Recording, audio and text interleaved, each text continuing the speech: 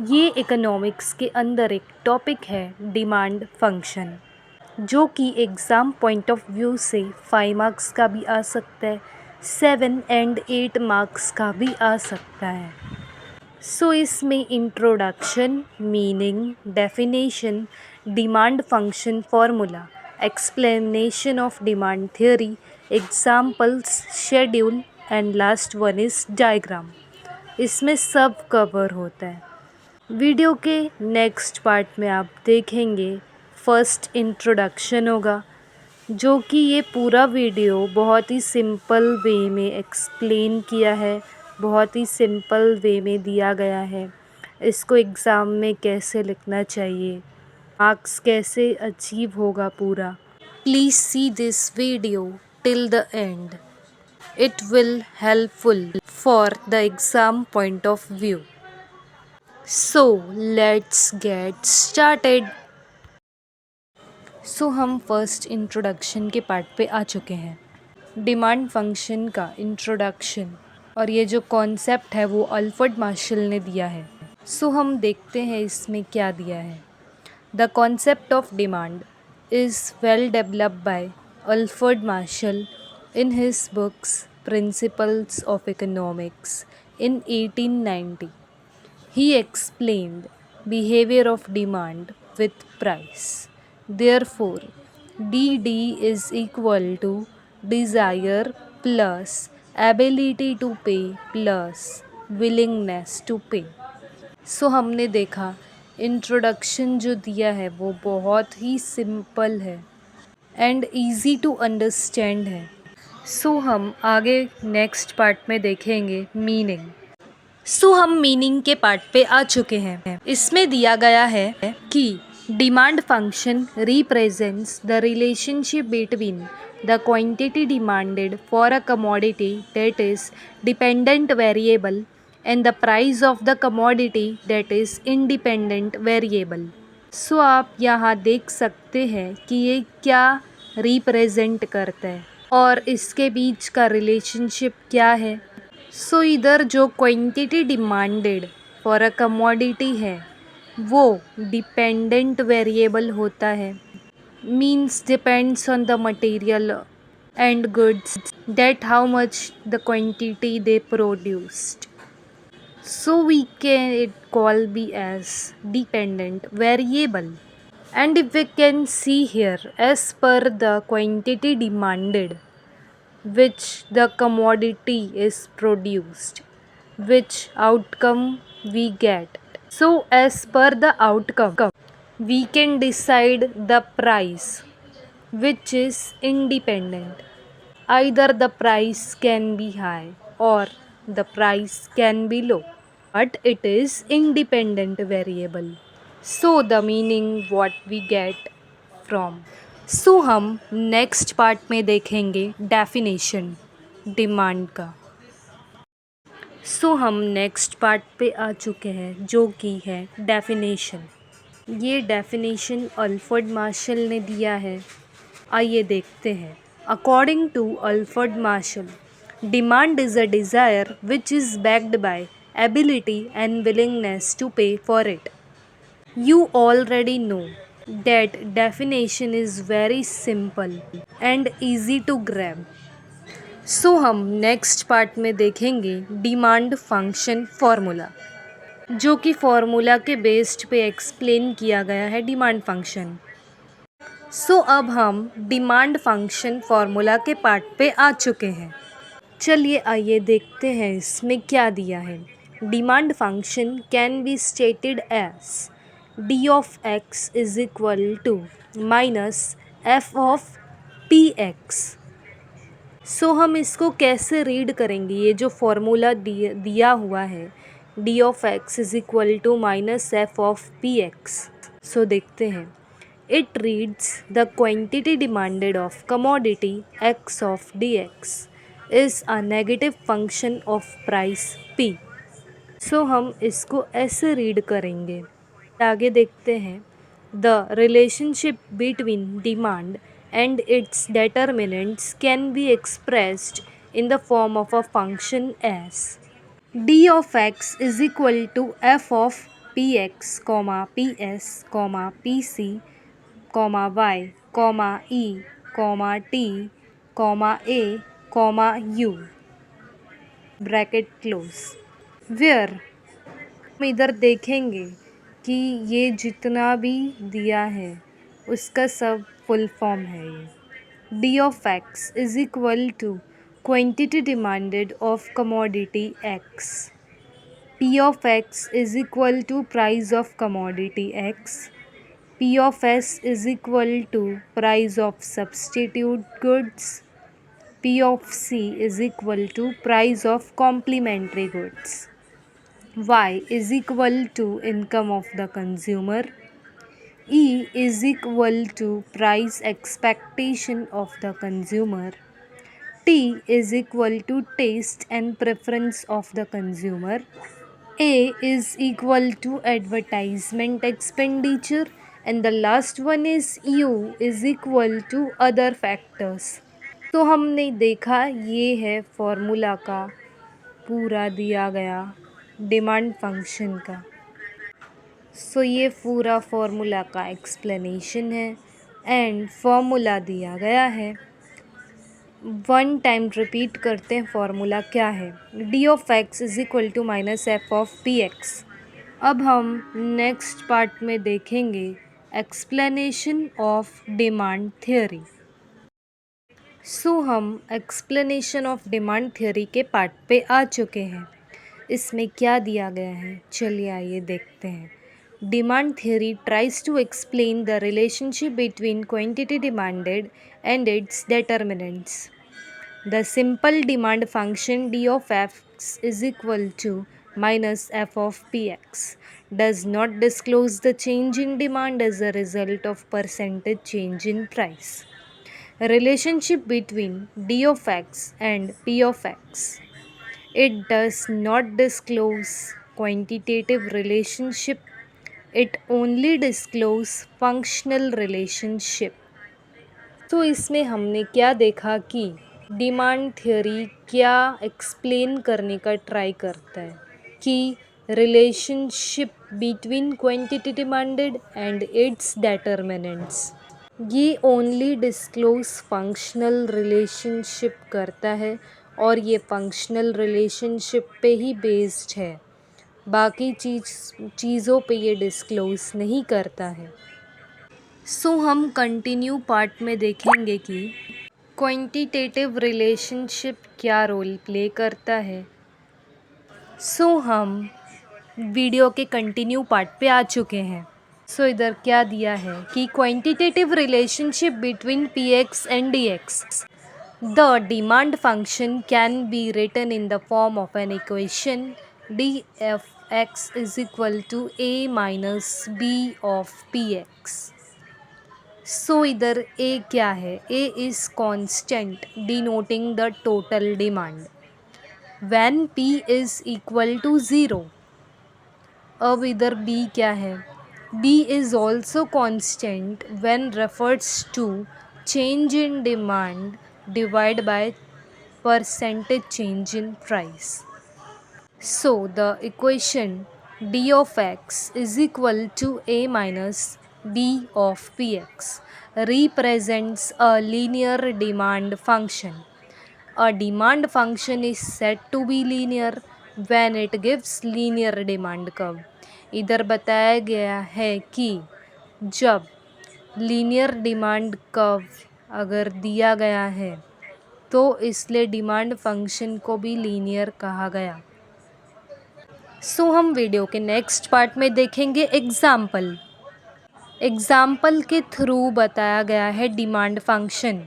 Video को and तक देखते रहे, बहुत ही सिंपल वे में इसको एक्सप्लेन किया गया है, मार्क्स भी इससे इजीली अचीव होगा। Please go through this video, this will helpful to achieve marks in exam.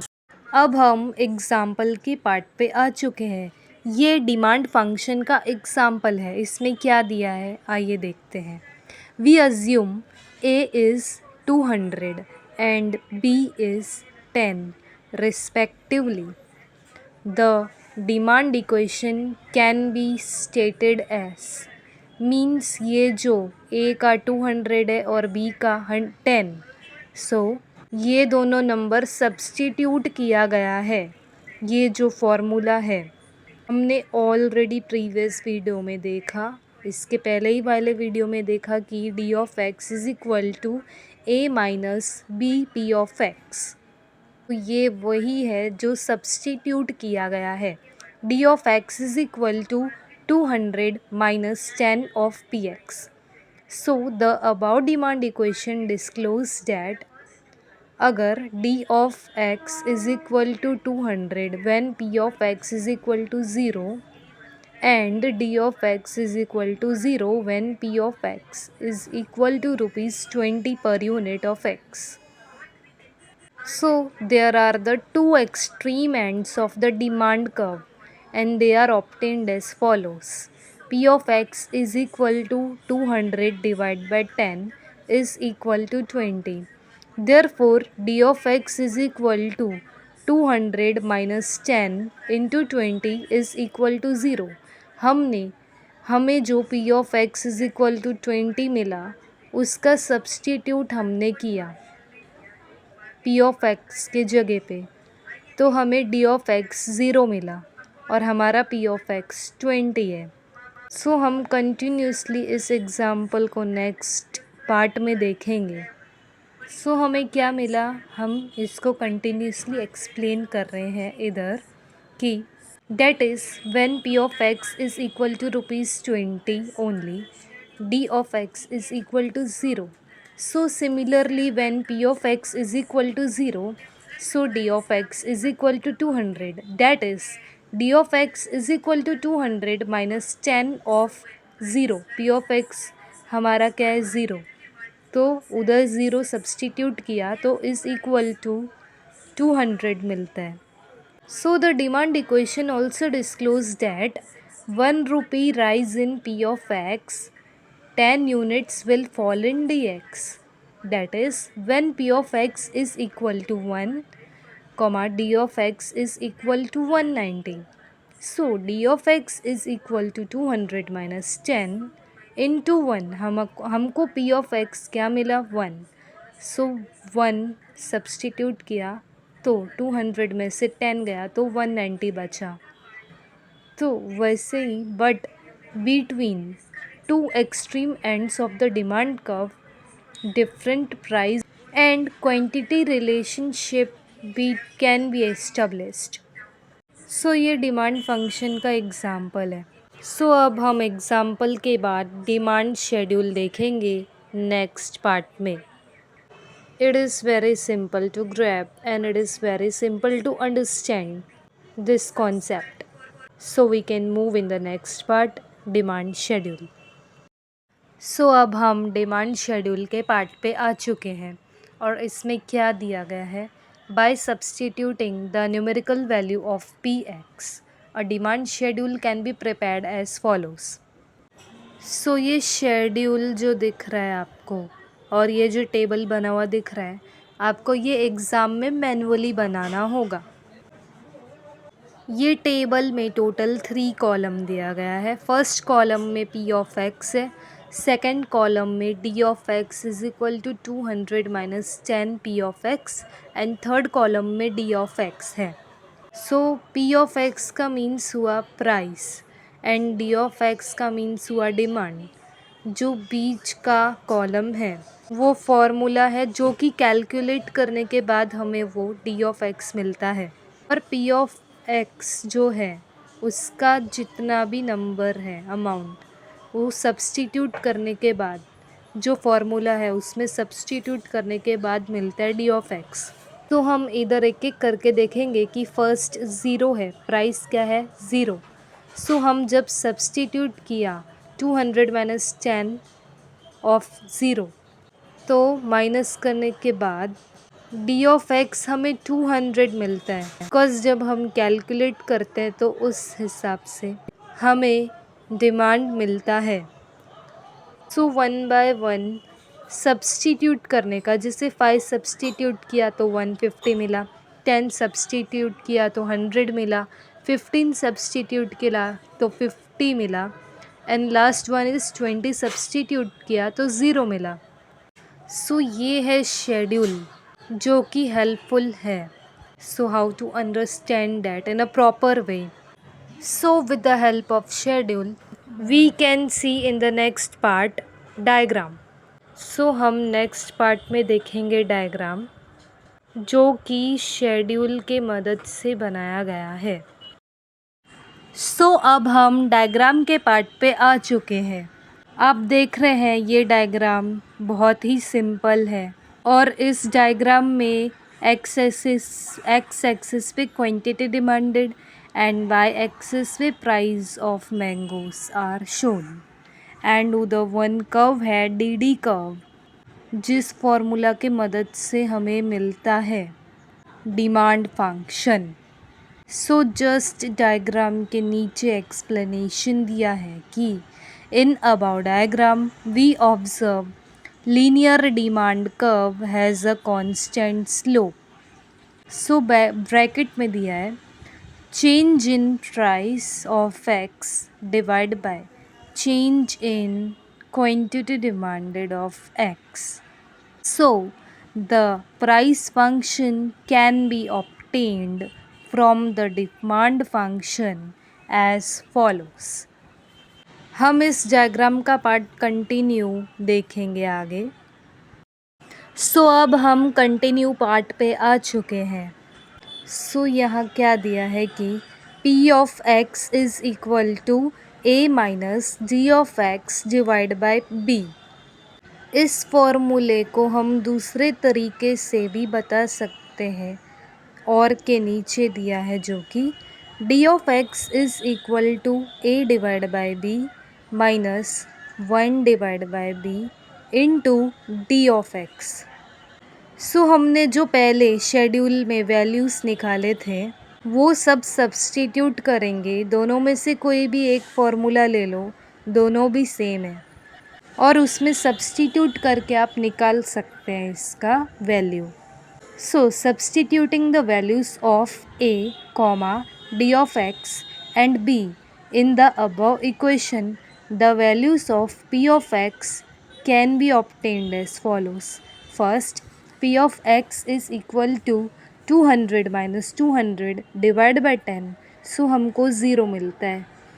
Second, p of x is equal to 200 minus 150 divide by 10, तो हमको 5 मिलेगा। And third, p of x is equal to 200 minus 100 divide by 10 is equal to 10 मिलेगा।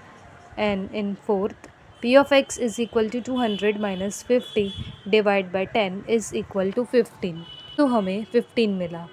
And in fifth, p of x is equal to 200 minus 0 divide by 10 is equal to 20, तो हमें fifth में 20 मिला। So if we assume a divide by b is equal to a1, and 1 divide by b is equal to v1, then the price function can be expressed as, वो कैसे express करेगा नीचे बताया गया है फॉर्मूला के through. p of x is equal to a1 minus b1 d of x। ये exam के लिए बहुत ही हेल्पफुल है। अगर आपको चाहिए तो आप एज इट इज़ भी पूरा लिख के आ सकते हैं। जितना भी वीडियो में सब बताया गया है एग्ज़ाम पॉइंट ऑफ व्यू से हेल्पफुल है, मार्क्स अचीव करने के लिए भी हेल्पफुल है, कॉन्सेप्ट भी पूरा क्लियर है, बहुत ही सिंपल है। Thank you for watching this video till the end. Subscribe for more videos.